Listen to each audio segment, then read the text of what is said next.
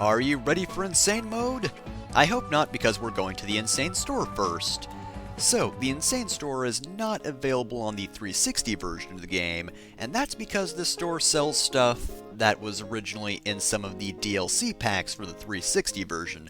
However, because later versions only had 2 of the 4 DLC packs, this store was created, and now you can buy these items at a very, very high price. Like, you probably won't be able to afford these things just through one pass, and given gold isn't shared between characters, you're gonna have to grind if you want anything, and that's honestly rather boring. Also, just this giant statue here. Giant statue that looks like Crag's face. It's probably his god or something. At the very least, it seems pretty friendly. Crag understands it, and it also understands him, which is very rare, both of those occurrences. Crag leaves this place, much the better.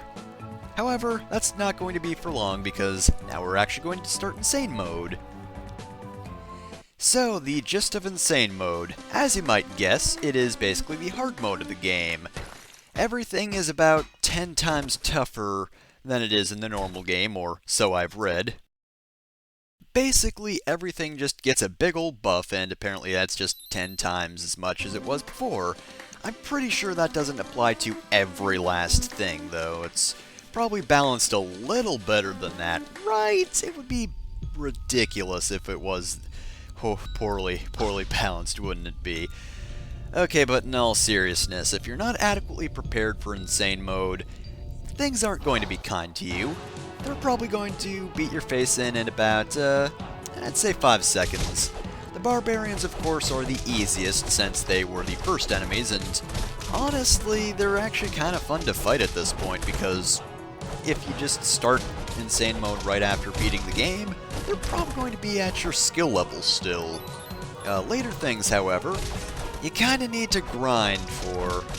Like, apparently, I forget what I read, but some people were suggesting that you really shouldn't start Insane Mode until level 45, I think? Maybe even level 50? I don't know. Either way, though, I just know that apparently the suggested level for a solo run of the Conehead Groom is level 99, I guess, or at least that's a video I saw. This mode was definitely made for multiplayer. It does eventually get very unfun. So, I mentioned some DLC packs earlier. As I said, 2 of the 4 are available on the PS3 and Steam versions, and that would be the Pink Knights and the Legend of the Blacksmith DLCs, which are very small DLCs. Pink Knight gives you, well, the Pink Knights and a bunch of weapons, and Legend of the Blacksmith does the same, except you get the Blacksmith character instead, and just a bunch of different weapons. Though apparently people don't like the Blacksmith as a character, I guess his magic's not that good, but I actually haven't played with him, which is a bit of a waste. I should do that at some point. I mean, eventually I'll get around to playing all the characters. You know, I'm gonna play Castle Crashers that many times in my life, I'm sure. Technically speaking, there is actually there's a 3rd DLC. It's Hattie Haddington from Battle Block Theater. I haven't actually bought that game. That's another one of the Behemoth's games, so I can't tell you much about it myself, really, but yeah, if you buy that game, and I believe get one achievement, which I'd imagine is fairly easy, you actually unlock Hattie Haddington in this game. And apparently, people also don't like him, but who cares? Playable character is a playable character, and besides, Castle Crashers is pretty simple. Even the quote-unquote bad characters, you'll still have a good time with them, just doing a normal playthrough. It's just their magic won't be quite as good. But yeah, you can also get him. Now, the 2 modes, or the 2 DLCs rather, that were removed, you can still unlock the characters from them, but you have to beat various levels in Insane Mode in order to do so. Also, this is a new weapon that you can only buy in Insane Mode. This doesn't really happen in any other shops. I believe this is the only one which you actually get a different weapon than what you normally get there, but yeah, that's the wooden sword. But anyway, yes. There are 4 characters you can earn through Insane Mode. first things first, there's the open-faced Grey Knight, which isn't really a Grey Knight without a helmet, it's just his visor's kind of open a little bit. Grey Knight is an unlockable character, by the way, so it's only a minor variation. I believe his magic's also different. It's maybe his splash magic, I think? I forget off the top of my head, but to unlock him, you have to beat Catfish on Insane Mode, which isn't too bad, I guess. I don't know, I think I had a bit of a hard time, but not too hard. On the other hand, there was also the King. The King you get by completing Pipstrello's Cave. I'll get to why that was troublesome in a minute. Then there's also the Necromancer, which you get by beating the Industrial Castle of all things. And lastly, there's the Cultist, which you get for beating the Ice Castle on Insane Mode. So you don't have to beat the game to get all the characters, thankfully. I probably won't beat the game on Insane Mode. Oh, and by the way, if it wasn't obvious, the King and Open-Faced Grey Knight are both from the King DLC pack, and the Necromancer and Cultist are from the Necromancer pack. Just throwing that out there in case you're wondering about the 360 version.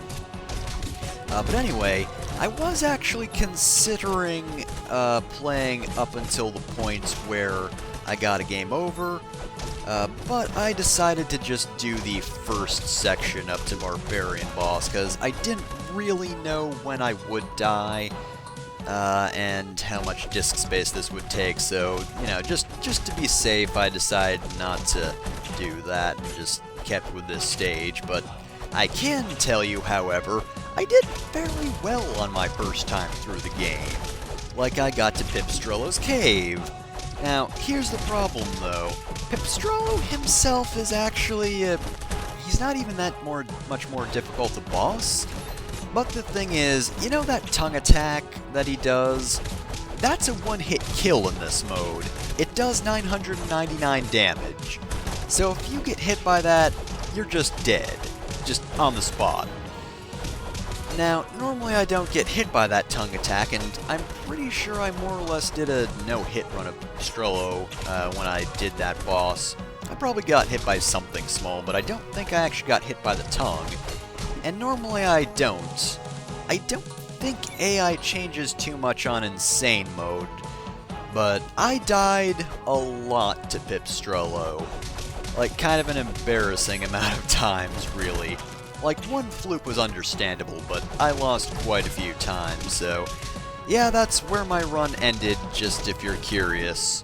Now, if it didn't end there, it would have ended soon after, because you know that really long segment?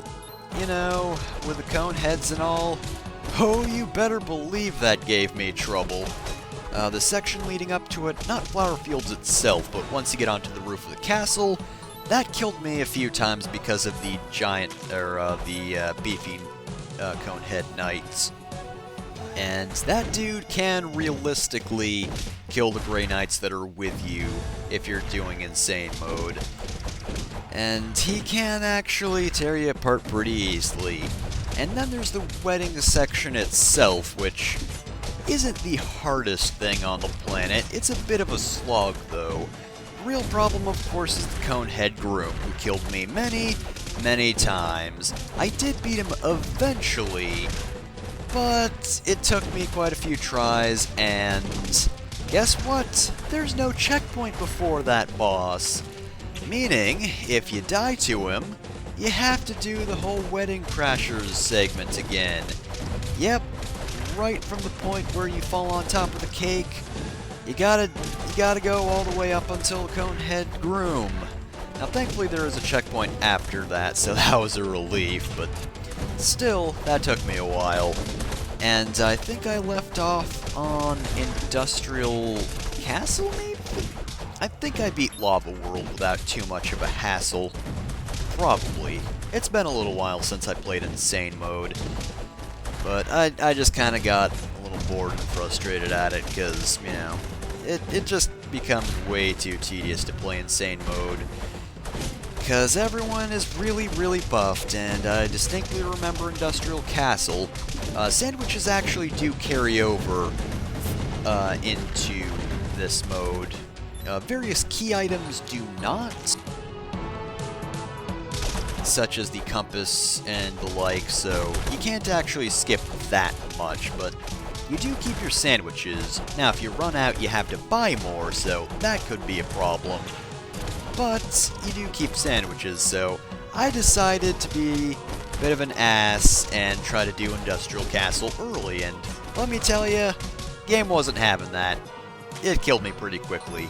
Only, the problem is, now I'm doing it at the proper time, and it's still not having it. It's still killing me pretty quickly. I'm sure I'll be able to tackle it once I play the game again. I mean, it's a short level, so there's not that much to survive. It's just that beginning section, there are a lot of enemies, and they're all attacking pretty constantly, because they've got bombs and saws. And let me tell you, Insane Mode definitely makes the bombs a lot more annoying. In fact, I might actually be wrong about that AI thing. I think they do actually get AI, or at the very least there are a few tweaks, because they can really lob bombs in Insane Mode. Like, I kinda wish I recorded that, but the cone heads just, like, fucking flung them to the ceiling. And half the time, it seemed like bombs were just coming out of nowhere and landing on my head, and basically killing me, which, yeah, that was never good. There were quite a few runs where I just lost so much health at the beginning that I was like, yeah, you know what, I'm not even gonna bother with this run. There's no way I'll make it to the Conehead Groom, and quite frankly, I really could not lose out on any potions. Because if I did, well, I think I needed all 5 potions in the end. Maybe not, though. I think I might have been able to spam him a little bit by stomping him. I forget exactly how that went down, which is weird because it was such a relief when I finally did. Oh yeah, and by the way, if you're wondering what the best grinding method is, because earlier I did mention that you pretty much have to grind to buy stuff in the Insane Store, there are 2 spots. One I think is better just because of how fast you can go. There's the Barbarian boss, and then there's the final castle segment where you can switch between the Cyclops and the Painter because they both give you gold at the end. I prefer Barbarian boss because you can kill him really quickly and get a fair amount of money, not that much. Other locations where you get a chest though aren't that good, because there's not a checkpoint directly behind the Cyclops, so you have to go through his level in order to get to him. And then there's the Frost King. I believe you have to play his entire castle, which isn't that long in itself, but even if you don't have to replay that... Oh yeah, look at how much damage that did. That was a lot. But even if you don't have to replay that, the Frost King himself is still fairly new, still takes a fairly long time to kill, and then there are the slippery floors, which make the battle longer and make it so you don't get as much money overall. The Painter and Cyclops rooms are a decent option, just in case you want to sort of break up some monotony. Just because fighting Barbarian boss over and over again does get boring.